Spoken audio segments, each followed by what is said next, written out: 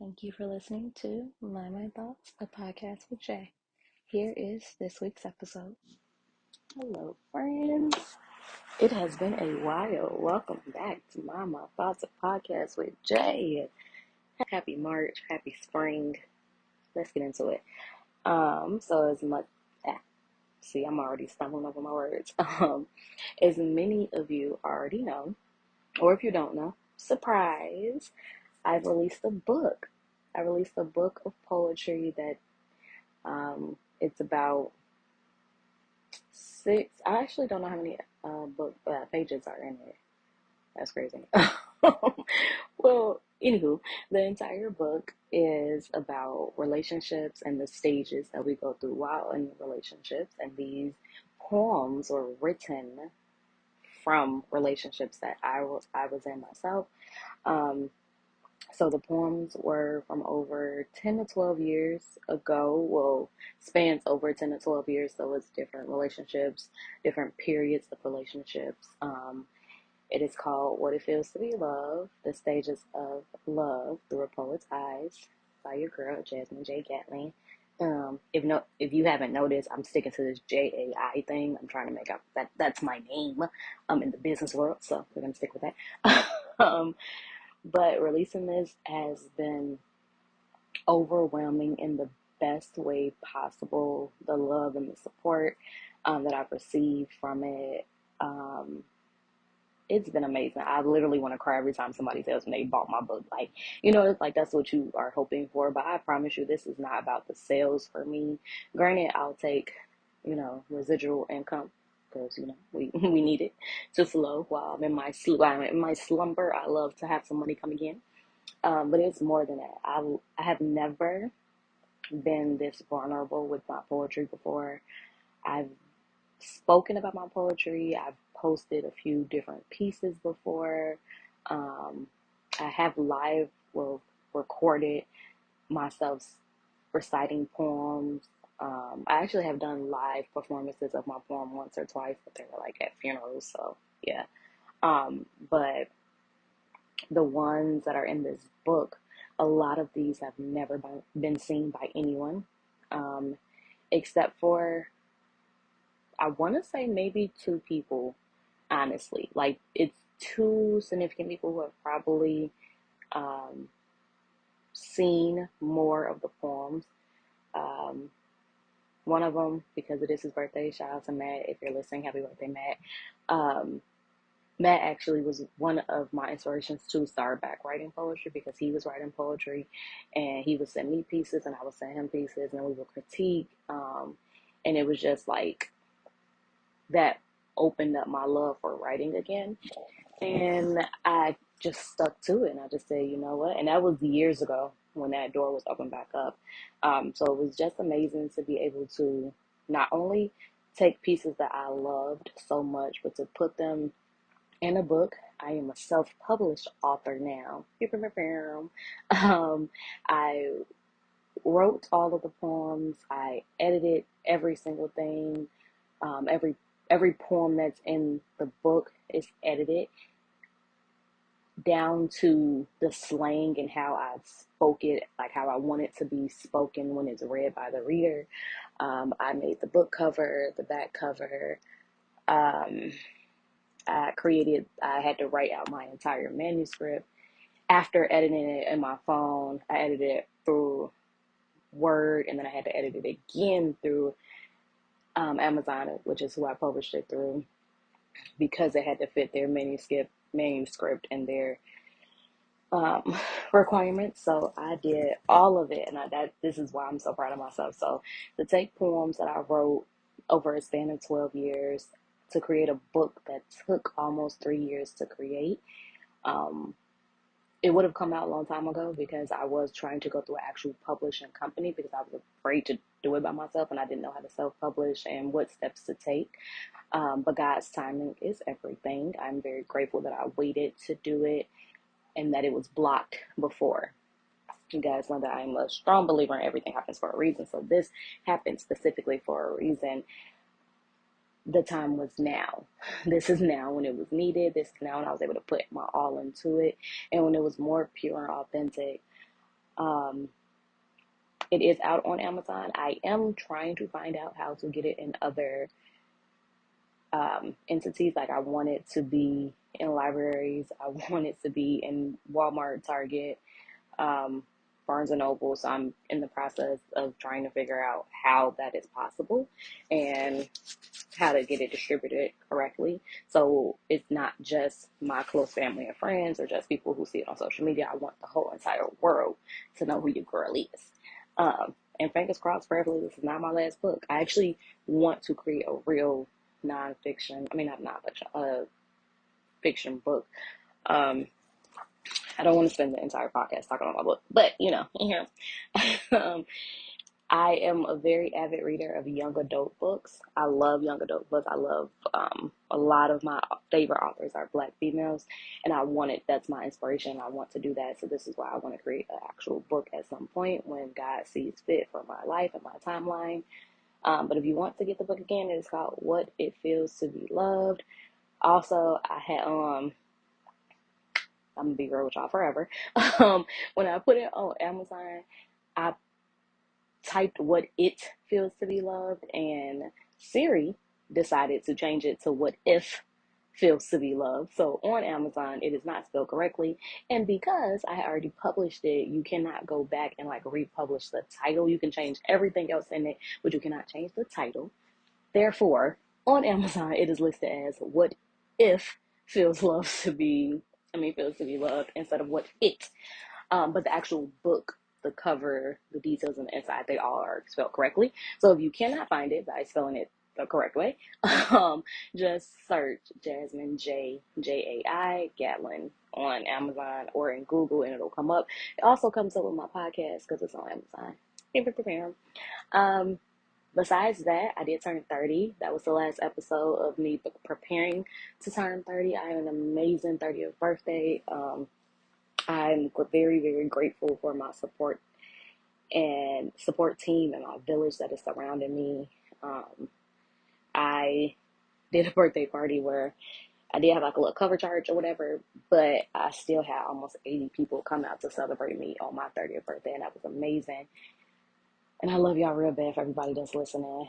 And that's what this episode is going to be about. I want to speak about having a strong foundation. This past series at church, Pastor Hannah, also New Life, is celebrating their 20-year anniversary today. Shout out to them. Pastor Hannah and Pastor Jamal were talking about your circle. And I will say this has been a recurring theme or topic, even though they've had different topics in January, February, and March. All of them still honed into the people that you surround yourself with, your village, your support system, and people who are no longer around you and the people who are around you now at this point in your life. And it's real. I can very much say that I have friends that I did not know would be this trying to think of the right word. Pivotal? No, that's not it. We're not gonna go with that one. Um, that have had this big of a role in my life that they do now. I'm very, very grateful for the women and men that I surround myself with. I have a very, very strong support system, even outside of my family. Like, my friends hold me down. My friends are very supportive. My friends are loyal. My friends love me.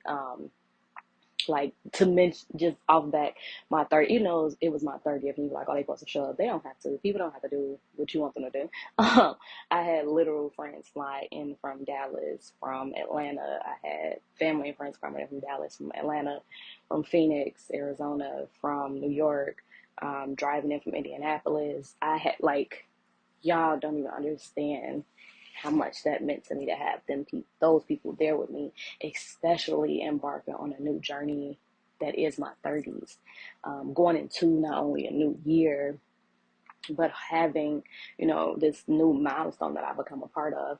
And those same exact people have also supported me in my career journey and this book. and everything else that I want to prepare myself for. I have people around me that are rooting for me. And I feel as though a lot of people don't have people rooting for them like they should. Um, and I'll say, I say that to say, like, there's a lot of misguided women, even at our age, at our big age at this point. There are a lot of people who are misguided, who don't have that type of sisterhood around them, who's telling them, okay, this is right, this is wrong, don't do this, or even people who are praying for them. I feel like that is a very big thing. Kendrick Lamar has said, um, you know, ain't nobody praying for him. Like, his grandma and everybody's praying for him. If you heard the Damn album, then you know. Also, that's the name of the album. Damn, not me cussing at y'all, but yeah. But having people pray for you, and people who genuinely pray for you, people who have pure intention of praying for you, because there are a lot of people that will pray for your downfall. There are a lot of people who will pray to keep you down and pray that every time you look like you up and you having a good time, they want to squash that and knock that all the way down. It was just said at church that like some people do not want to see you win. Some people do not want to see you make it higher than them. And once you show them or expose them to your dark moment or your moment where you are down, they will kick you, they will step on you, and they will make sure you never get back up again. Do not hang around with people. The people are not for you. You need to have the right people around you.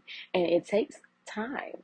It truly does take time for you to understand who is for you and who is not. Especially when we come up in times where we feel as though we're supposed to be best friends with the same person we were friends with in first grade or something like that. Not saying that you're not supposed to still have those friendships, but I learned through therapy that you have to change with those friendships. You're no longer that person that you were in middle school or high school when you met that particular person, and they're not the same as they were. So you both have to change and see if you still love or care for each other in your adult age or at your 30. So you should never still be the same type of friend that you were 10 years ago. For example, you can have great friendships and never talk to these people. I have best friends that I've had for most of my life, and we probably talk on the phone maybe once every 2 months. I kid you not. Granted, we do text here and there. Destiny, prime example, me and Destiny will not talk on the phone for like a month and a half, and then we'll have one good conversation. Either she'll call me or I'll call her, and it'll be like one of those lights to go off, like, dang, I ain't talked to her in a minute. Let me call her and check on her. And then we end up on the phone for 2, 3, 4 hours. Like, we haven't missed a beat. But we still text, we still send memes, we do stuff like that. But you can still have those friendships and very much not talk to people all the time. That's fine. We're grown. We are literally going through so much in life at this point. It's crazy, but it's always that comfortability. If I know that if I need this person, I can call them. I know if I text this person and say, hey, I'm going through it, can you talk? Or hey, I'm having a bad day, or hey, I'm having a great day, or hey, I need a prayer, hey, I need some support. I know I can call on these people no matter what, no matter when, and they'll be there for me. And I pride myself on being that person for other people. I always want to feel like, people can depend on me, and not to the point of they're draining me. This is something I had to learn. I had to learn that you can be everything to everybody, but you also cannot be everything to everybody, because you have to be first. You cannot pour from a well that is dry. Like, if there's nothing left in you as a person, you cannot give anything to anybody else. So you have to be your strongest self. You have to be your best self. You have to be full of you to be able to pour into anybody else. It is very draining sometimes to be the person that everybody leans on, that everybody comes to with their problems, everybody does that trauma dump on. Because then it's like, okay, when do I have time to unload? When is anybody going to ask me, are you okay? How are you? And that does become a problem with certain friendships, because some people don't know that all they're doing is taking from you. They don't realize it because we don't speak up. And I'm saying that for myself. I'm one of those people. I used to be one of those people. We are moving, we are going forward, we are evolving.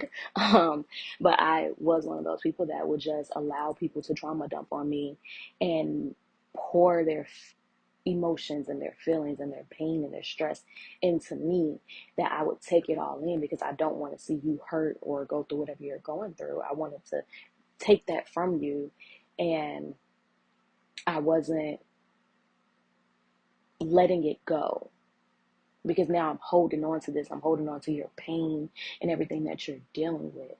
And that had to be let go.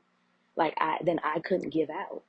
And a lot of times it was my fault. People would ask me, "How are you? Are you okay? What's going on?" And I would say, "I'm okay. How are you?" That would literally be my response. Like, I kid you not, me and Stila, my best friend, that is our that's our conversation. That used to be our conversation, but we've had to learn to tell each other it's okay to tell me what's going on with you. She'll text me and say, "Hey Jazz, just checking on you. How you doing?" I'm like, "Oh, okay, I'm great." Even though in the inside I'm going through it.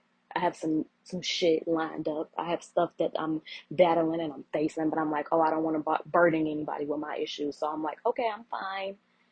And then I'm like, "Okay, so how are you? What's going on with you? How is your life going?"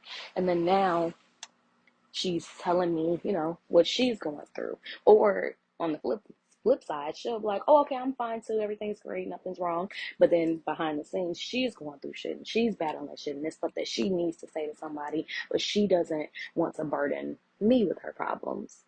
And then here we are avoiding it and we're going around talking about something else, where I had to get to a point where we were like, "Okay, it's okay to let me know that you're not okay. I can be your safe space, but I do want to have that level of ask me first, you know?" And it might sound rude. People might be like, "What do you mean, ask you first?" No, no, no. Listen, um, ask me before you dump your shit on me, for sure. Ask me if it's okay. "Hey, do you have the capacity to take all of my bullshit right now?" Not to say that it's bullshit, but do you have the capacity to take it all in? Can you handle what I have for you? Because sometimes you might have to say no. I'm full. I am at almost tipping over. I'm at the top, or I made it to half capacity for today. I can't take anything else because then your problems may mix in with my problems, and then now I want to explode for the both of us. So, no, I can't. But that doesn't mean I'm not here for you. That doesn't mean I don't love you. That doesn't mean I don't care for you. It just means that my pot is overflowing because I'm taking so much from other people. 2 hours ago, somebody else called me and, they gave me all of their issues. So now I'm still dealing with that. I'm sorry, I can't deal with yours right now. And it's not a bad thing to say. Sometimes you truly have to protect your peace. And I rebuke the devil because he keeps saying to me in the back of my head, don't say this. And I feel like now I'm saying it right. Go on now. Anyway, you really have to protect your peace. You have to stand in what's important to you, and that should be you 100% all day, every day. Nobody else matters but you. And again, sounds selfish, but they'll get over it. You'll get over it. Listen to me when I say. So, my therapist, both my therapists, I feel like I told you guys I have a new therapist because my previous therapist took a break. I believe this was discussed in my last session. I mean, my last episode. My new therapist, Kayla, shout out to her. Both of them have said you are the most important person in your world. You are number one. No one comes before you. It might sound selfish as hell, but that is how it has to be. Because again, you can't help anyone else or do anything or be anything for anyone else if you are not 100% okay. If you don't love yourself, how can you love? If you don't care for yourself, how can you care for others? If you can't even laugh and smile, how can you make others laugh and smile? Don't hide your pain because you want to be the best of the best for everybody else, when in the inside, you need to be working on you. Very much a reason why I went to therapy. Not to say that I was dealing with all the craziest things in the world, but I was the person who allowed people to come to me and talk to me and tell me everything. And it's like, okay, when do I get the chance? When do I get to say how I feel? Not to say that people weren't offering it to me, I was just so closed up because I'm like, well, I don't want to bother them with this. I don't want to say anything. And this is why I decided to go to therapy, because I needed somebody to listen to me. And people say often, like, why did you go to therapy? What are you in therapy for? What's wrong with you? Are you crazy? Blah, blah, blah, blah, blah. And it's like, no, I just need somebody to talk to. And granted, most of the conversations that I've had with my therapist, I have with my friends. That's not a problem. I don't say too much, confidential details that I can't talk to my friends about. But not only is it good to hear other people's opinions on certain situations, because you go to your friends and you'll go to friend A and you tell them and you want to see what they say. So then you go to friend B and you want to hear what friend B says, because you might like what friend B has to say more. And you want to go to friend C and hear what friend C says, and you go back to friend A and like, well, girl, B said this, so I don't know what to do. And then you have to sit with yourself and figure it out on your own. My therapist is in the middle, at the top technically, because this is an unbiased opinion. My therapist don't know nobody I'm talking about. Like, she don't know none of the guys I talk about, none of my friends I'm talking about, none of my family members I'm talking about. The only way she knows these people is based off the things that I tell her about these people.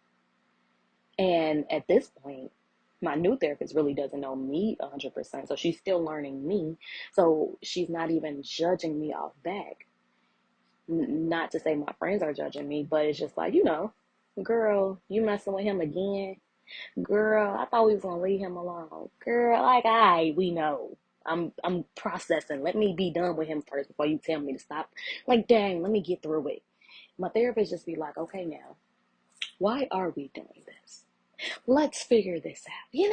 So sometimes you need that person that you can, unload on while also building yourself up. Because my therapist is going to tell me, okay, if this is the reason you're doing this, let's change this behavior and figure out why you need to detach from this situation. Why do you feel as though you need to text him when you're drunk? Or, whatever the situation might be, why? Let's figure out the why and then figure out how to fix it or alter it or do whatever feels best for you. I'm sorry, I need a sip of water. Also, I got this bomb cup from Walmart. This is not a production flex for them or anything, but it's if you go cup cold for 20 hours, and they are not lying. It be this big one. It's called like T-Thal or something like that, or Toff. I don't know, whatever. Anyway, back to me. But I very much appreciate having my friends around me in my circle. And another big thing is having praying friends around me. I love that I can lean on my friends and ask them to pray for me, and they actually pray for me. Or even having people tell me they pray for me. I feel like that means so much more. Yeah, I was praying that this happened for you. I had one of my guy friends like, yeah, I was praying that this worked out for you. I was praying for you and your family. And I was like, I didn't even know you was praying for me, bro. Not even gonna hold you. He was like, yeah, I pray for you all the time. And I was like, wow. Like, that almost brought tears to my eyes, because I am a person. I will pray for you off back.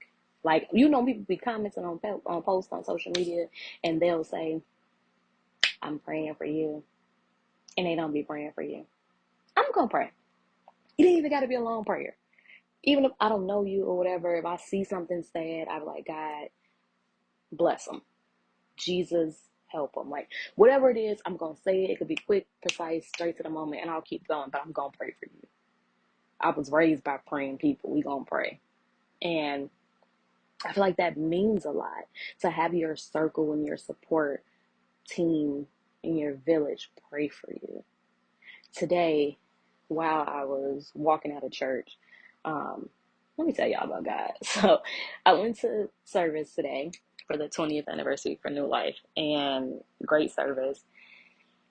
Again, mentioned about friendships in your circle and the people who are around you and people who support you and pick you up, hold you down, things like that. And I was walking out, and I was just praying to myself. Like, as I was walking, we walked like a couple blocks, because baby, they had the UIC Pavilion booked and busy. Like, the lots were all full, so we had to like take a shuttle to get there, so that we walked back. The entire time I'm walking, I'm praying to myself, me and Jesus having a conversation. And as I'm praying, he says to me to start a group chat. for my friends, with the females in my life that I know are God-fearing women, that I know are women that pray.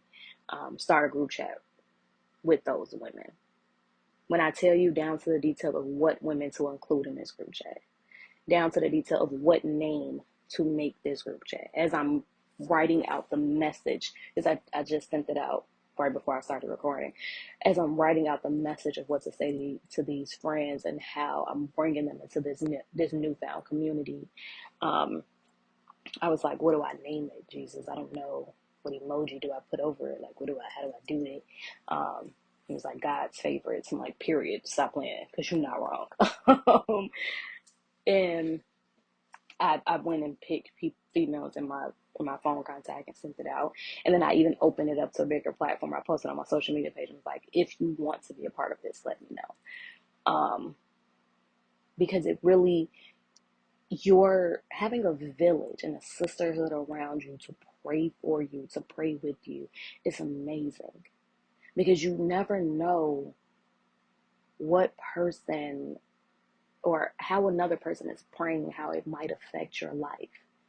You might not need my prayer. You might need the other person's prayer, because their prayer, their relationship with God might be stronger than mine in this particular situation. They might have been through the exact same thing that you've been through, so they know exactly what to pray for.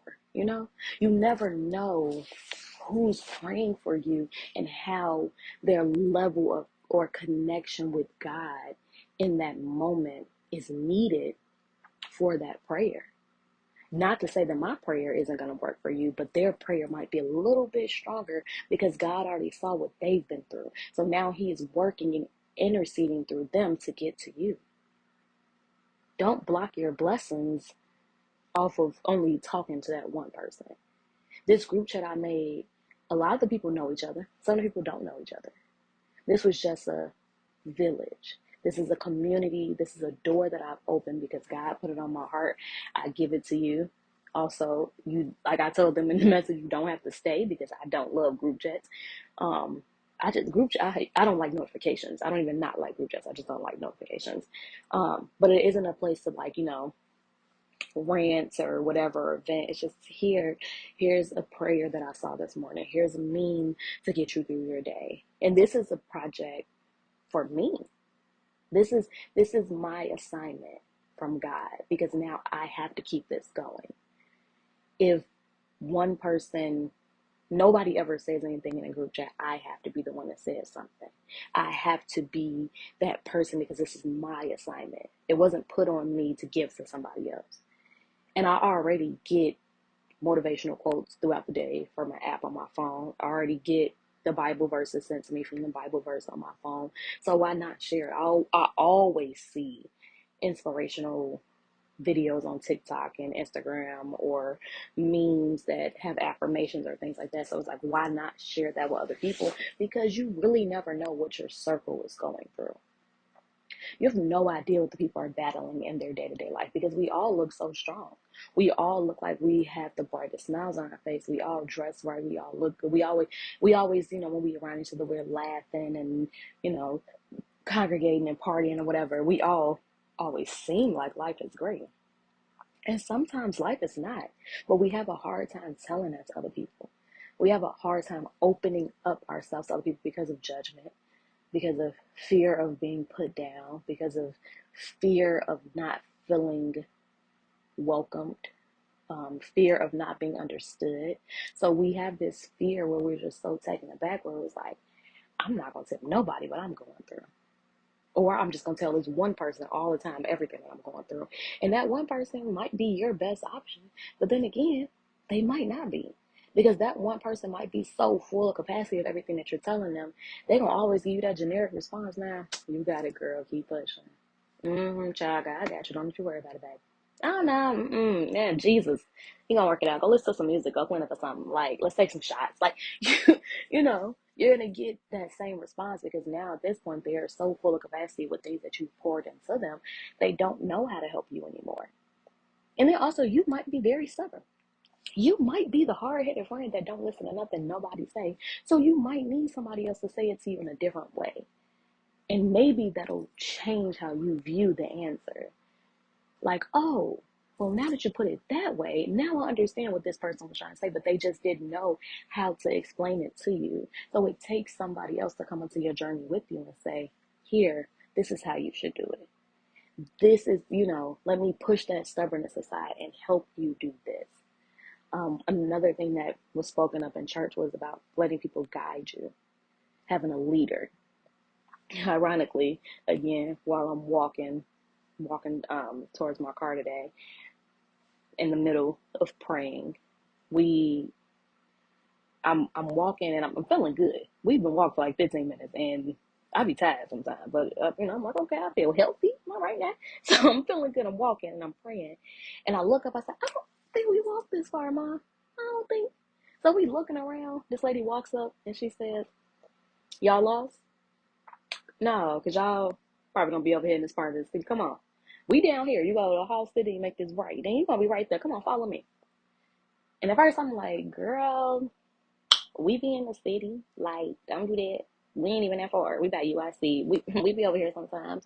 But then I had to shut up and say, let somebody lead me. It's okay to say when you're lost. And the fact that I'm saying this in the midst of my prayer, while I'm talking about finding my community and having people around me and doing this and this lady comes from behind us. I honestly didn't even know she was walking behind us. Like, it was some people that was like in front of us, like far ahead of us. Some people were behind us. We all just walked into our cars, quiet, minding our business. Didn't even know she was behind us until we started looking around. And she walked in front of us and took the lead and got us to the end of the street. Then she made the right. We followed her to the right. She said, y'all got it? Y'all good now? You know where you? I said, yeah, I see. That's the parking lot I parked in. Thank you. She said, all right, see you next Sunday. Be blessed. Have a great day. Amen. You be blessed too, sister. This complete stranger. Granted, to some, it might just be she just gave you directions. Get over it. But this was a person who I did not know. She didn't have to help me. You know how many people walk past you when you look lost and say, guess you lost. Yeah, I don't care. I don't know them people. I got something to do. I got a place to be. She took the time to guide, to lead. And sometimes you have to be a leader in your circle. Does that come with a little heavier weight? Yes, but heavy is the crown. Heavy is the head that wears the crown. There we go. I said it right. Sometimes you do have to be that person to lead others.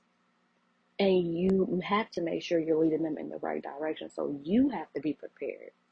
This is why I say you have to always be the main person in your life. You are the main character of your story. There is no story, there is no book, there is no movie without you. You are lead, period. There's nobody else around you that can take your place in your life. There's no one else around you that can handle what God has placed on you. Another thing said at church today. Come on now, be working. Pastor Amos said, he said, people can't handle this weight. People can't handle what was put on you. Other people would have gave up already. Other people would have died. Other people would have ran away. Other people would have had panic attack and anxiety attacks. They wouldn't be able to handle what God has blessed you with, or the stress God has put on you, or the weight, or the pain, or the depression, or the anxiety that God has put on you, because he knew what was on the other side of it. Nobody could have told me that me being depressed would have led me to therapy. I'm sorry, let me go back. Nobody would have told me that my great-grandparents passing would have made me depressed, and that depression would have led me to therapy, and that therapy would have led me to a strong relationship with God, and that strong relationship with God and therapy would have led me to a podcast. Nobody could have ever told me that. I probably wouldn't have believed you. Probably wouldn't have believed you. And also that to say, I had grandparents pass away before, and they hurt me. But also, I was younger. I might have been depressed. I don't remember. I don't know. I was sad.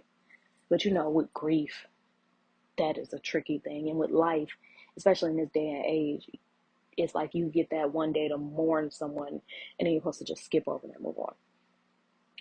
So I had been through grief before. And these are great grandparents. I don't see them on a day-to-day basis. I don't see them all the time. We didn't talk on the phone all the time. We're not texting. But it was something about that that I had to lose to gain. And it's sad. It's a very sad situation that I had to go through that pain and that heartache and that sadness, which I still go through with the thoughts of them. But look where it got me. Now, I take everything to get them back, but God had other plans. Even in the sense of me losing my great grandma on my father's side, I met my cousin out of that. I didn't even know I had female cousins around my age. We literally met at her funeral and have been thick as thieves 2 years later. God has a plan for every single thing He's doing for you. You just have to wait it out and see. Patience is a virtue. You have to be patient. And you also have to know that this was not meant for anybody else. This was meant for you. Yes, there are people who look like they're doing better than you. Yes, there are people who look like they're not struggling. But guess what? They just look like that because they know what type of smile to put on. They know what type of outfits to wear. They know what type of makeup to put on to cover up what they're going through. Just like you. You could be going through your darkest moment right now and nobody will ever know because you out there smiling. You out there happy. You look good. People could never think that you ever went through anything in your life, and they are envious of that. People are as envious of you as you are of somebody else in the way that they handle their pain, the way that they handle their depression. I recently was asked to be on the TV, a morning show, like a radio show. It was like a live podcast recording. My first time ever doing it. I was very, very honored and appreciative of having this moment and this platform. Shout out to Bobby if you're listening. Thank you again 100 times over. I went on there and we were just having a conversation about my book releasing. I recited a poem. If you guys want to listen to it, review what it is, called The Morning Drive. It's on Facebook and YouTube, 6 a.m. to 8 a.m., Monday to Friday. Mine was a couple of Fridays ago. I want to say that was the 21st. No, the 15th of March. I went on there and we talked about depression. And we talked about when I was depressed after my great grandparents passed away, but I was still out and I was still dancing and I was still happy, but nobody knew. I didn't even know I was depressed. Nobody could pull me out because I didn't know how I even gotten there. And it took me some time. It took months for me to get to a place where I was like, okay, what's wrong? Are you okay? What are you going through? What's going through your mind? Like, what's going on? And it was just back to back to back deaths in my family. I was sad. I didn't know who to talk to because other people had seemed as though they had moved on. This is a perfect example of you don't know what someone else is going through. I would see my mom smiling and I'm like, dang, she don't care that she just passed. Are you okay? Dang, what's wrong with her? That's crazy. But I can't tell someone else how to grieve, you know? And it's like that smile does not cover up the fact that she's in pain. I don't know the weight that is on her. I don't know the relationships that they had. I don't know things because, one, I'm not asking those questions because I'm over here assuming on how she should feel or how these people are supposed to process this grief. But this battle was not mine to figure out for her. That was a battle she was figuring out on her own as I dealt with my own battle, as God dealt with ours. And y'all know I'm not 100% the best Christian in the world. Granted, Jesus know my heart and I know my Lord. Amen. Okay? We have a great relationship. And I'm not the one to be on here preaching to anybody about anything, but I do always put my beliefs out there. But it's just so much that you don't know other people are going through. And sometimes there are a lot of people who are envious of you and how you handle your pain and and how strong you are. Sorry, throwing my words around. How strong you are with dealing with the things that you're dealing with. As much as someone envies you, you also are looking at someone else wondering why they're not as much in as much pain as you are, or wondering why they look so happy that they should be as sad as you are. Let it go. You don't know their conversations with God at night. You don't know what they battling and what they're going through. Because again, like Pastor Hannah said, that weight is on you. He did this for you. Everything comes back to you. You can't worry about what nobody else is going through. You can't worry about what nobody else is fighting and what they battling. And yes, you can pray for them. Yes, you can encourage them. But it's like, if you do so much for other people, what do you have left for you? He mentioned being parents. I don't got no kids. I don't know. Shout out to my dog or whatever. But being a parent and having literal lives look up to you and wonder what to do next, you gotta be strong for them. Could be the exact reason I'm looking at my mama like, why are you not sad? Because she's smiling for me. She has to let me know it's okay. And I'm at this point now saying, well, it's okay for you to be sad. Because you have to feel this. You have to deal with that because you can't grow. A lot of times we don't allow people to be themselves because we're always putting so much pressure on people being the best versions of them. We always want people to always overachieve. We always want people to overcome. And it's just like, sometimes just let people be. It is perfectly fine letting people be in their moment and doing things which make sense to them. Sometimes people need complete quiet. Sometimes people need to go out and party. Sometimes people need to go drinking. Sometimes people need to talk to God. Sometimes people need to go to church or do whatever it is to make them comfortable because they have to focus on themselves. We are so hell bent on people just being strong and able to move past things that we don't understand people have to deal with the things that they're dealing with. And then maybe they can move past it. Maybe not. Sometimes life is tricky like that. But in my prayer earlier, I was saying, like, God, I want to be selfish in the healthiest way. I kid you not. This was literally my prayer. I want to be selfish in the healthiest way possible. I want to be able to continue saying no when I feel as though my answer needs to be no. I don't want to give when I don't need to give. Long are the days that are over that I give more than I receive. I no longer want that. I was that person that was giving, and I wasn't getting anything back. That did not make me happy, so I don't want that for myself anymore. Does not mean that I will never help another soul. It does not mean that if I have something that I can give, that I won't give to a person I love and care about. It means I will no longer give so much that I have nothing left. And that's in every aspect of whatever I have. Love, companionship, money, time, especially time. I no longer can waste what I have. You have to be around people that can understand that.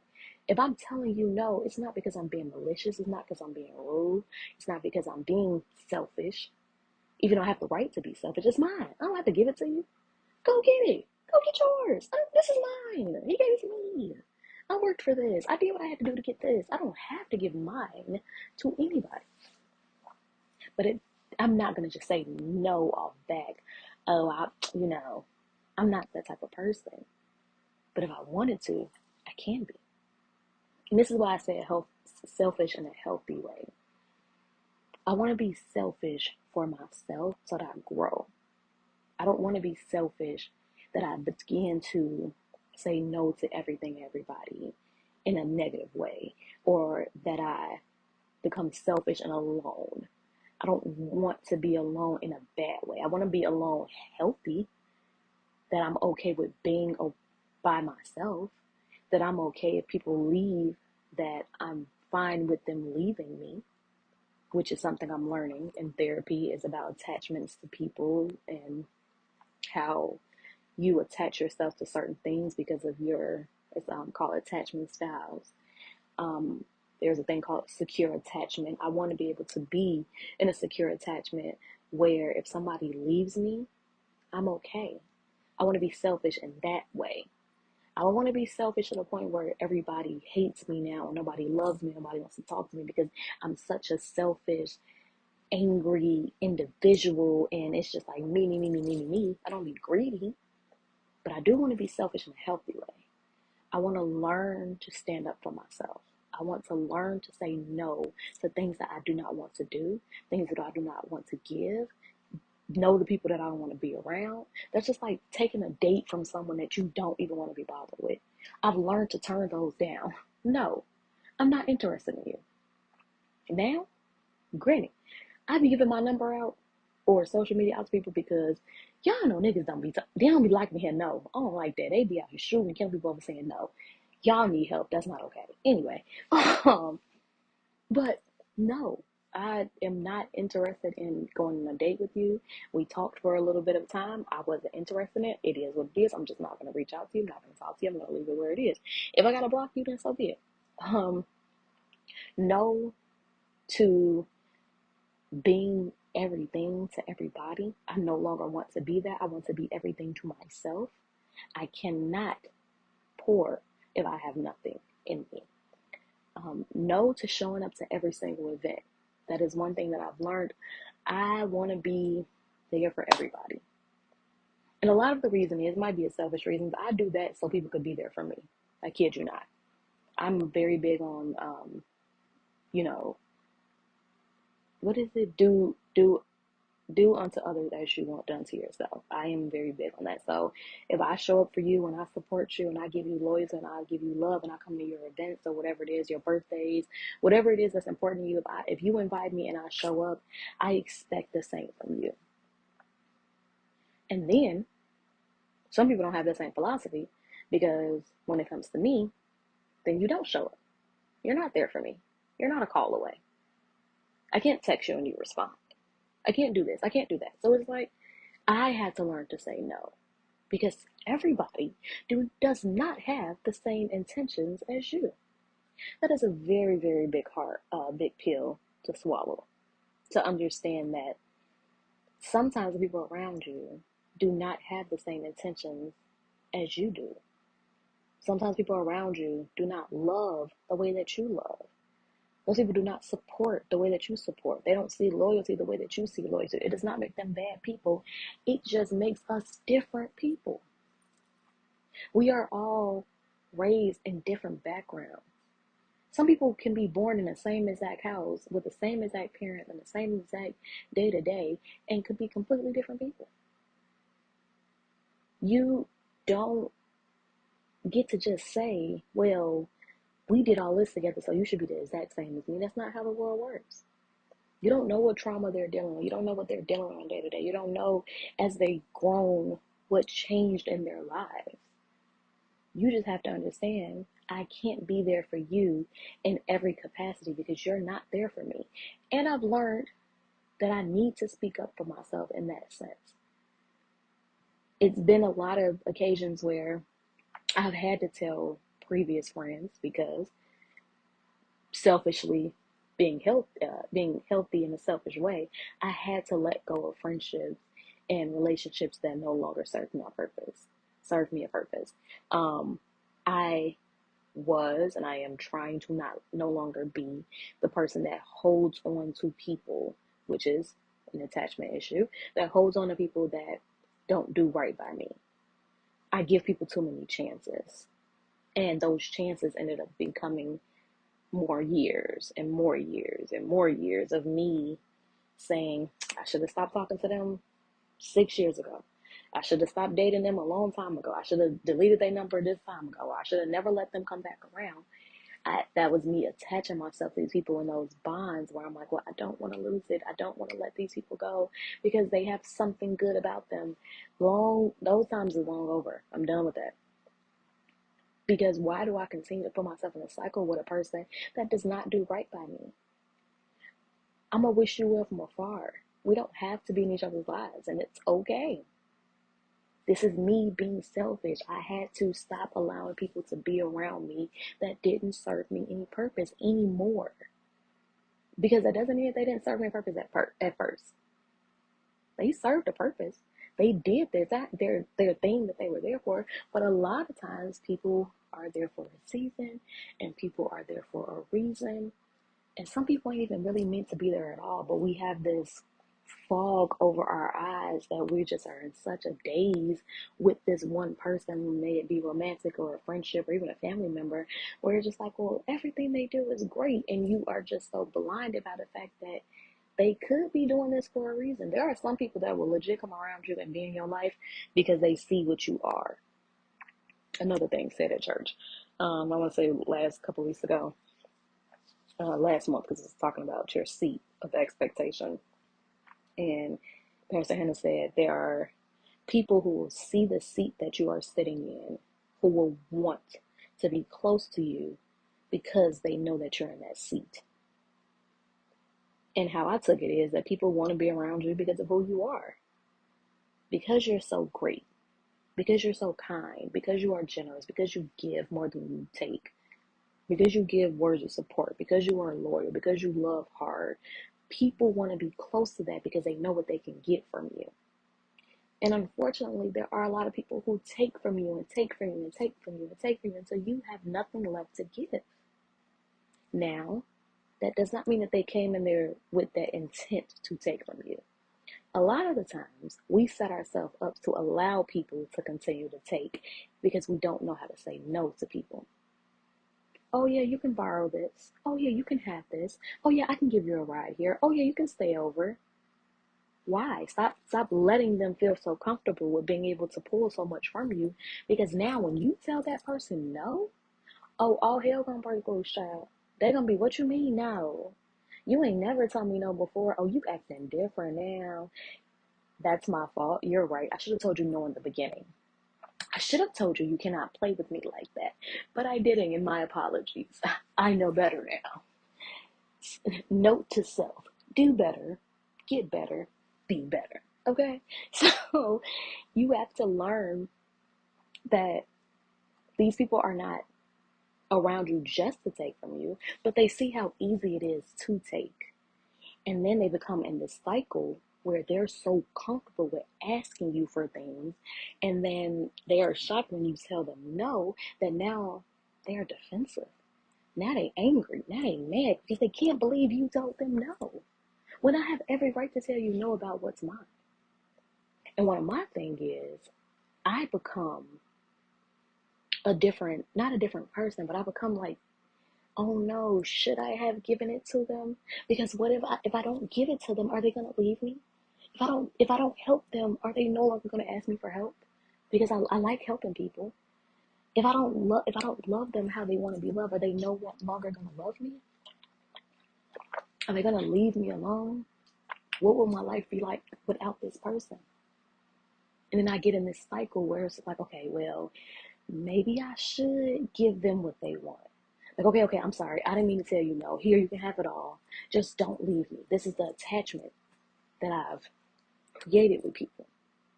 Because now I'm giving you more than I even have to give because I don't want you to leave my life.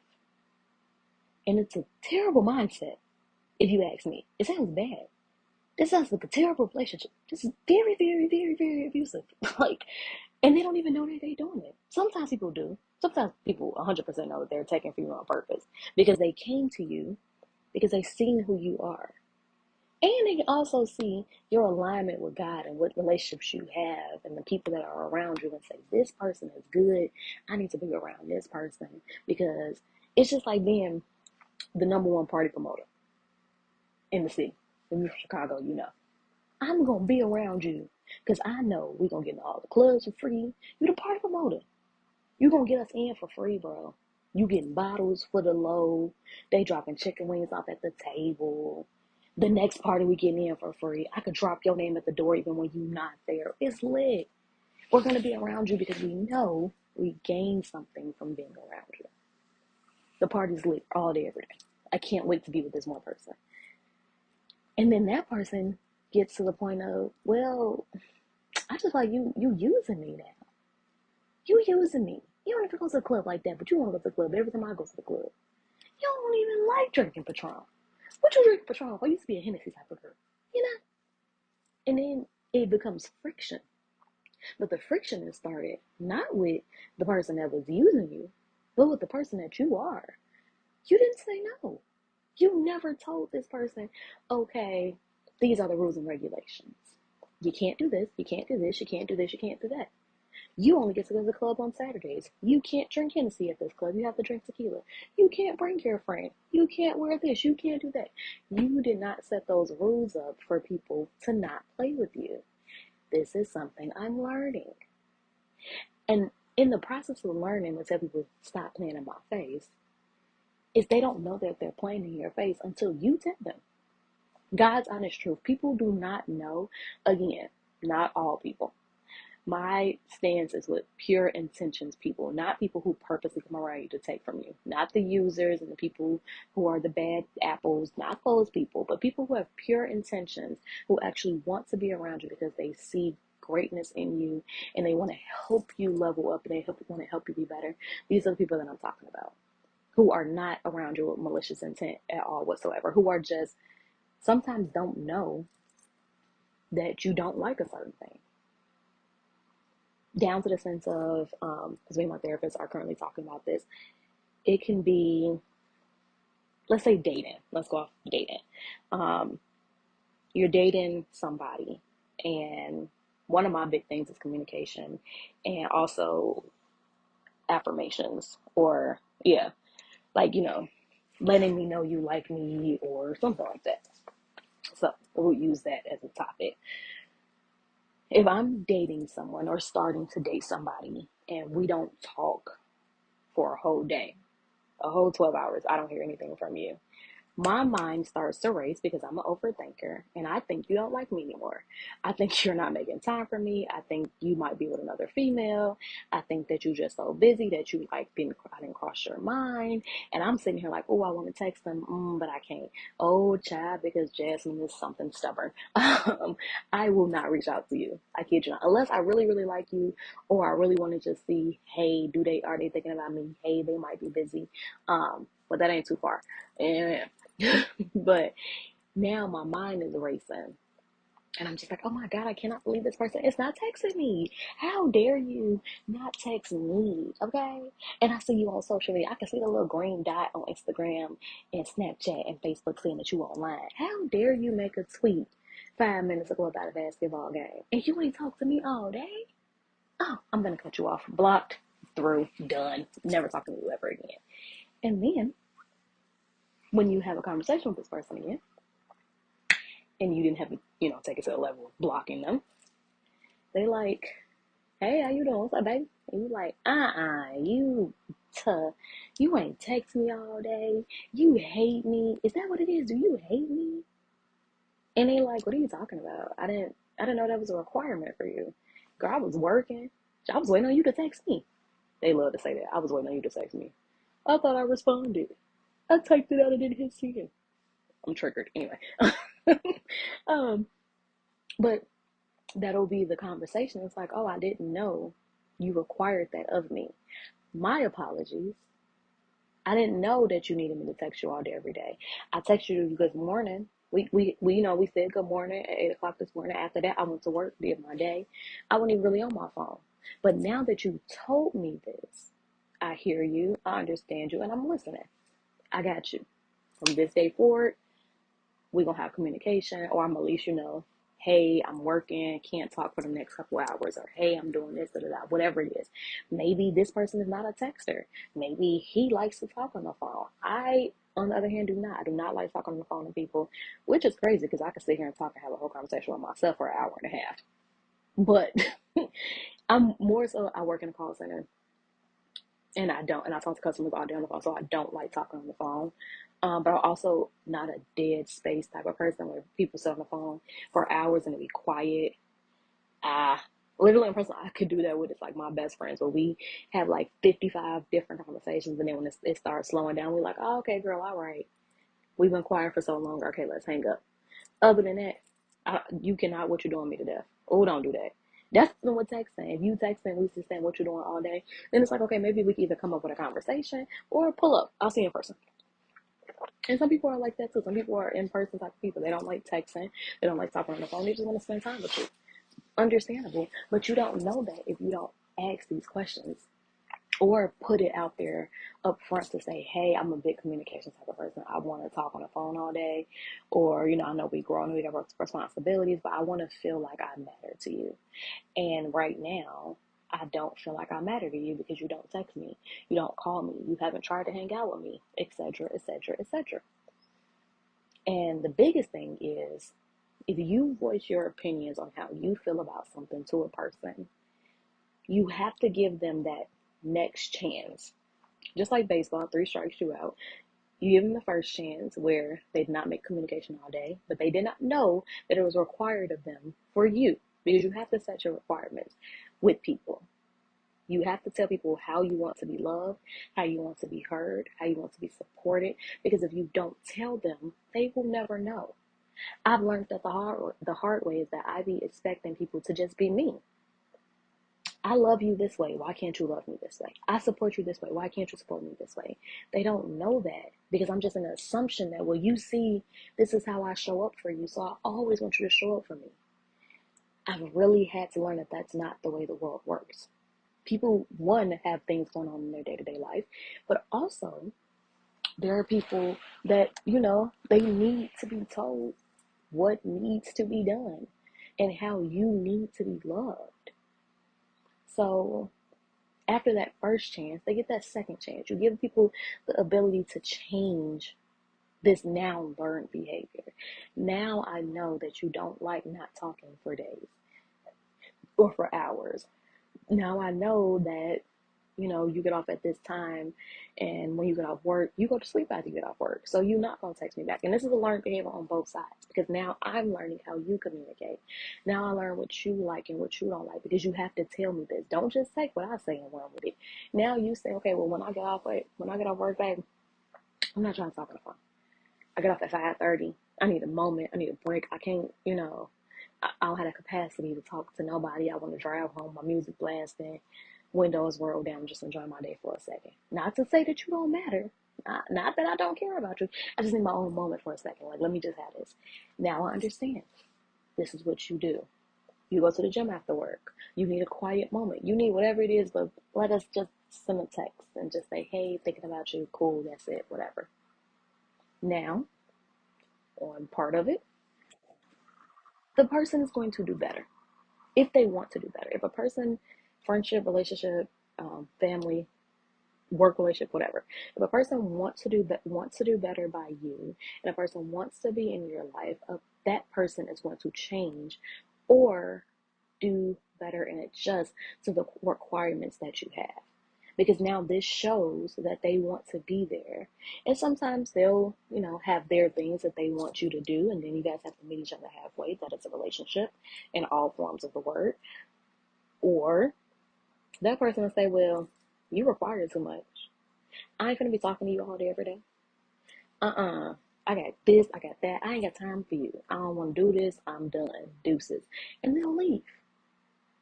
The thing is, you have to be okay with them leaving.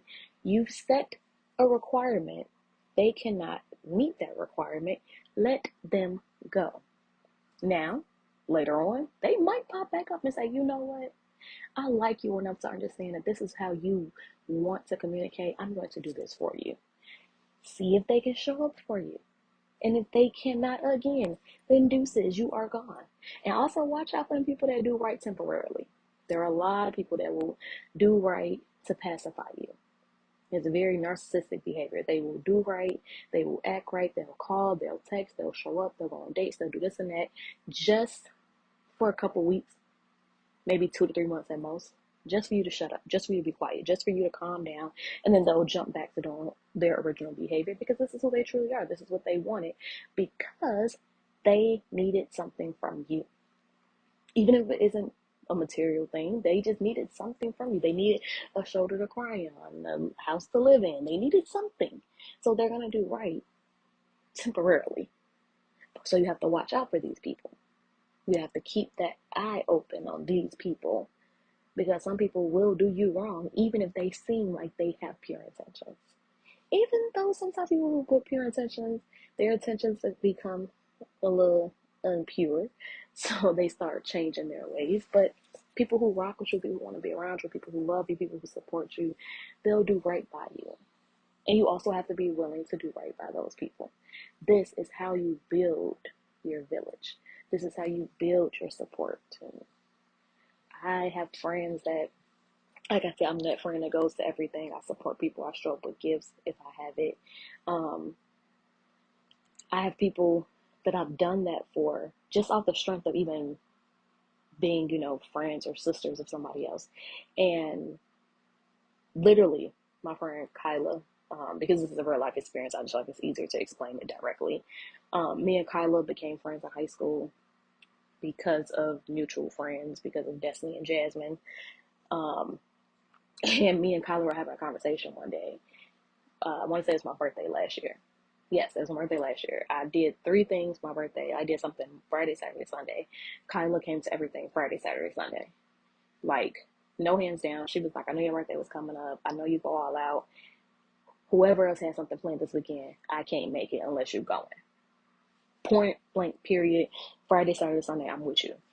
And I was taken aback. I was like, oh my God, I didn't know, I appreciate you. I didn't know we had that type of friendship. Like, I know that we always show up for each other, but this means a lot.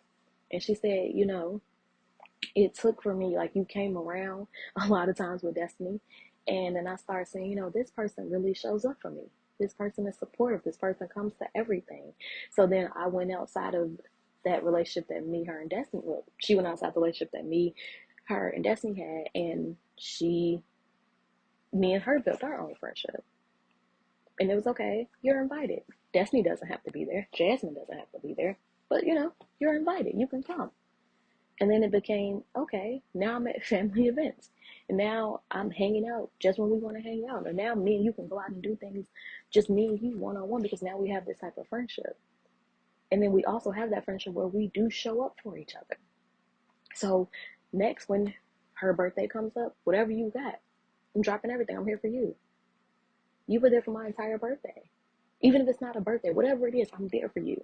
Because now we have this level friendship where this is how you need support, this is how I need support. I tell it to you, we're going to be there. You have to tell people how to show up for you. You have to tell people how to love you.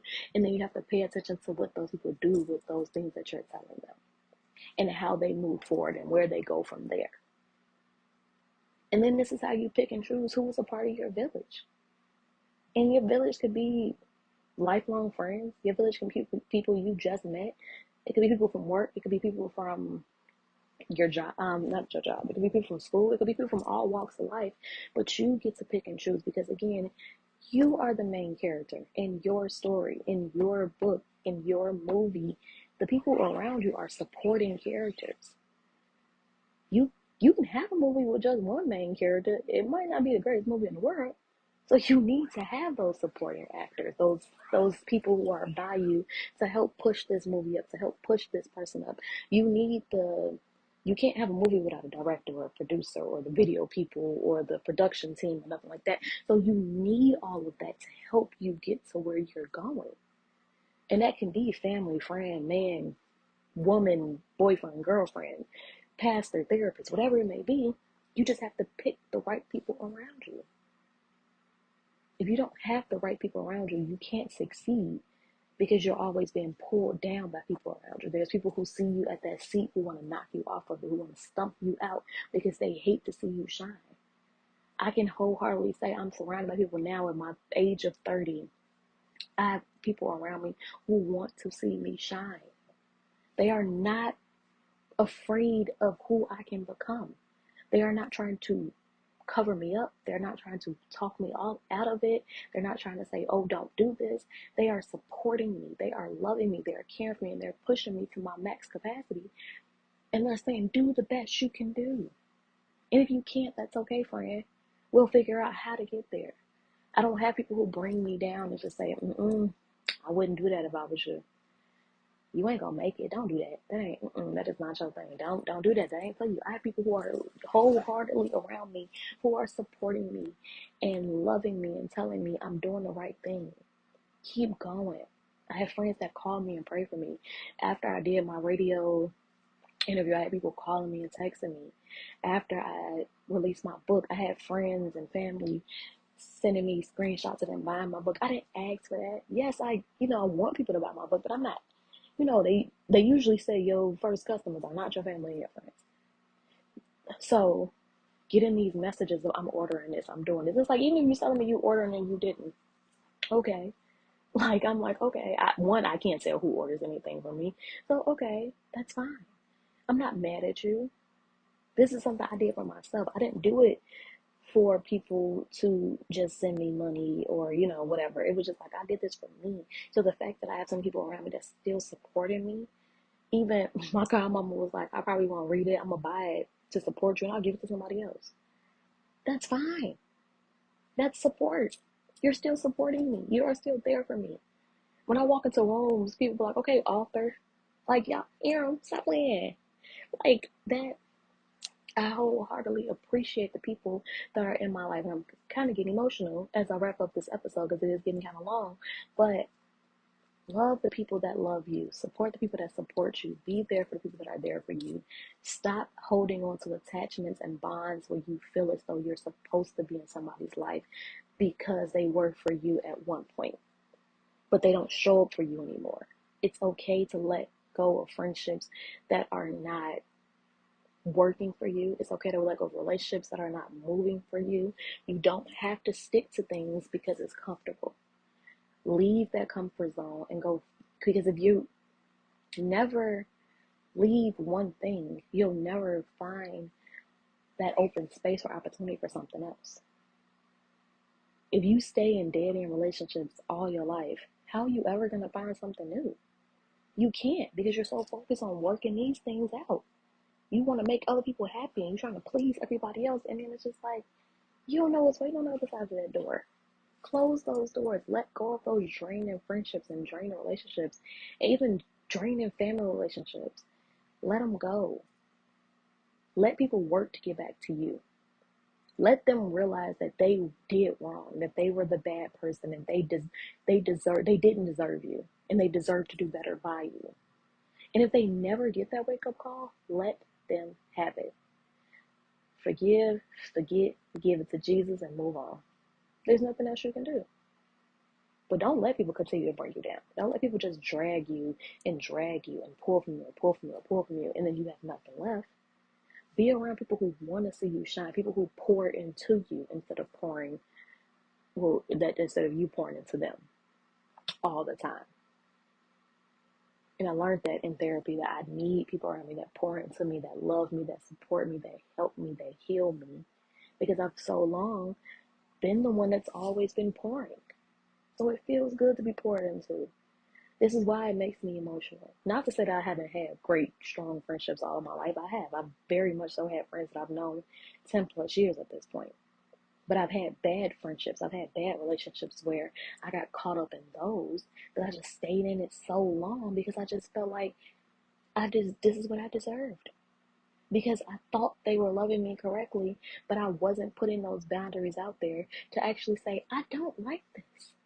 I don't want this anymore. And it took me a long time to come out of certain situations where I'm like, you know what? Nah, we ain't doing that. I'm done. You can have it. I don't do toxic no more, baby. You can have it. At this point, I want to be at the point where, because I was going to say at this point I'm at it, but I'm not there yet. I want to be at the point where one red flag, I'm gone. One thing I don't like that triggers me, that reminds me of something else or somebody else, I'm gone. Because that's going to tumble over. That's going to become, it's going to keep, it's going to trickle down to being the same exact thing. I don't want that. I don't want to date the same person again. I don't want the same friendship again. I don't want the type of relationship again. So you give me one red flag, I'm gone. There's no more enjoying the rides at Six Flags with them. No. One red, I'm out. Period. Because I don't have the capacity to deal with other people who trigger me and who make me feel as though I'm less than because they not happy with themselves. Drops mic. Deuces. All right. Thank you for listening to My Thoughts podcast with Jay. I don't even know what episode number this is. I'm not gonna lie, and I'm really trying to get better and more consistent with recording and making time for myself to do what I want to do, because I don't know where this podcast will take me and how far it can get me. I just have to trust in God and give it to Him. Please, if you have not already, go purchase my book. It is a very great read. I put my heart, my soul, my tears, um, my vulnerability inside of this book. If you love poetry, even if you don't love poetry, this is a great book because it's real and it's legit real, based on real life relationships and the flow of those relationships. And I truly hope that you enjoy it. If you do, read it. If you don't, that's okay. It's on Kindle, so if you just want to digitally read it, I might do an audiobook. Somebody just told me that the other day. I'm like, okay, maybe. Um, it's in hard copy, it's in paperback, and it's gonna be global at some point because I am a self-proclaimed, published author. um, Again, like, subscribe, reshare, retweet, send it to your friends. If you felt anything that I said, please let me know. If there is a topic that you want me to talk about or something that you want to hear my insight on, please let me know. I do want to get to the point of starting to live record, in the sense of like literally video recording. I do want to get to that point, um, but we're gonna see when we get there. Let those bad friendships go. Let those bad relationships go. Find people that love you, that support you, that care for you. Find your village. You are nothing if you don't have people around you that are strong, that are supportive, and that love you. Yes, you are your main character, but a movie is nothing without supporting characters as well. You can't have Friday and just have Ice Cube. You gotta have Chris Tucker and Mike Epps and everybody else around it to make it amazing. Go be your greatest self. Search for the greatest people to be around you. Give people chances, but don't give them too many chances to disappoint you. Let go of toxic, dead end relationships. Close that door. Stop that attachment. Be free. Be you. Love yourself. Pour into yourself. Remember, you are the most important person in your world. Love you guys. Talk soon. Bye.